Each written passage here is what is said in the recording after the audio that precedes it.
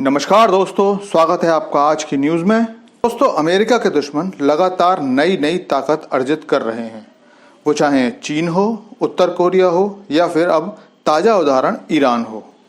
हर कोई अमेरिका की पूंजीपति और हर मौके पर अपनी टांग अड़ाने की आदत से परेशान हो चुका है और इस क्रम में ईरान लगातार नए नए काम कर रहा है। तो क्या है ये मामला, आप सब शेयर करता हूं, लेकिन भाई चैनल सब्सक्राइब कर लेना, क्योंकि यहां आपको डिफेंस, फॉरेन पॉलिसी और इकोनॉमी से जुड़ी नई नई जानकारियां वीडियो पर मिलती हैं। तो वीडियो शुरू करते हैं। दोस्तों, ईरान ने वो कर दिखाया है जो विश्व के ऑफिशियली केवल 2 देश ही कर पाए हैं, वो है रूस और चीन। और इनमें भी चीन के बारे में सभी आशंकित हैं, लेकिन रूस ही विश्वसनीय रूप से इस दावे को कर सकता है कि उसके पास हाइपरसोनिक मिसाइल है। लेकिन अब ईरान ने सबको चौंकाते हुए अपनी पहली हाइपरसोनिक मिसाइल फतेह का परीक्षण किया और वो पूरी तरह से सफल भी रहा। लेकिन ये सारे दावे ईरान की ओर से किए गए हैं। ईरान के सरकारी टीवी ने एक रिपोर्ट के दौरान कहा कि फतेह मिसाइल आवाज की गति से 15 गुनी तेज जा सकती है और इसकी मारक क्षमता 1400 किलोमीटर बताई गई है।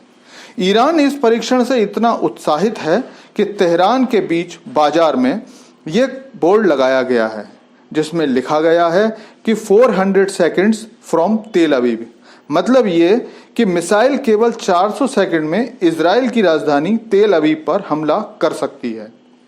और क्योंकि अभी तक हाइपरसोनिक मिसाइल्स को ट्रैक करने वाला डिफेंस सिस्टम दुनिया में किसी भी देश के पास नहीं है, इसलिए ईरान की खुशी और भी अधिक है। सब जानते हैं ईरान का इजराइल और अमेरिका से तनाव चल रहा है और ईरान से लगातार कभी विस्फोट और कभी उसके वैज्ञानिकों की मृत्यु की खबरें आती रही हैं और ईरान इसका आरोप इजराइल पर लगाता है। हालांकि कोई आरोप तो सिद्ध करने के लिए प्रमाण नहीं मिले हैं, लेकिन फिर भी आरोप ईरान इजराइल पर ही लगाता है।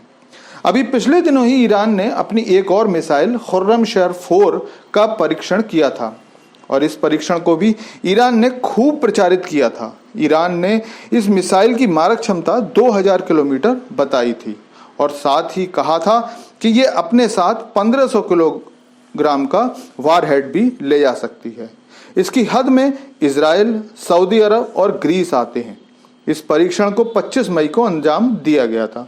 इसके अलावा नए ड्रोन की खबर भी आ रही थी और अब ये नई घोषणा यकीनन इजराइल और अमेरिका के लिए खतरे की घंटी है, क्योंकि ईरान तो साफ कहता है कि उसे कहीं से भी कोई खतरा महसूस होगा तो वो इजराइल पर मिसाइल अटैक कर देगा। इसीलिए उसकी मिसाइल अटैक की दूरी 2000 किलोमीटर के आसपास ही होती है। इसके अलावा दरअसल अरब की राजनीति बहुत कॉम्प्लेक्स है।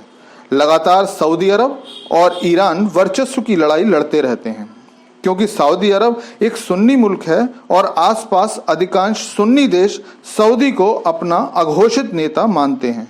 इसी तरह दुनिया भर के शिया देश ईरान को अपने नेता के रूप में देखते हैं। ईरान विश्व में कहीं भी शिया समुदाय की मदद में आगे आता है और यही वर्चस्व की लड़ाई अरब में दशकों या ये कहें कि सैकड़ों सालों से चल रही है। हालांकि अब ईरान और सऊदी अरब के संबंध सुधर रहे हैं और कल ही ईरान ने लगभग 7 साल बाद सऊदी अरब में अपना दूतावास खोला है, लेकिन सैकड़ों सालों से चली आ रही लड़ाई एकदम खत्म नहीं हो सकती। इस समझौते में ईरान स्वयं को बिल्कुल भी कमजोर साबित नहीं करना चाहता और अपने दुश्मन देशों अमेरिका और इजराइल को साफ संदेश देना चाहता है कि किसी भी झगड़े की स्थिति में वो भी अपने हथियारों के साथ बिल्कुल तैयार है। खैर, पिछले कुछ समय से लगातार ईरान अपने डिफेंस प्रोडक्ट को मैन्युफैक्चरिंग में बड़े बड़े काम कर रहा है और विरोधी देश इस सब से यकीनन सदमे में है, लेकिन फिलहाल उन्हें कुछ रास्ता नजर नहीं आ रहा। हाँ, अफगानिस्तान जरूर ईरान की नाक में दम करता रहता है, वो एक अलग बात है। दोस्तों, थैंक्स फॉर वॉचिंग वीडियो।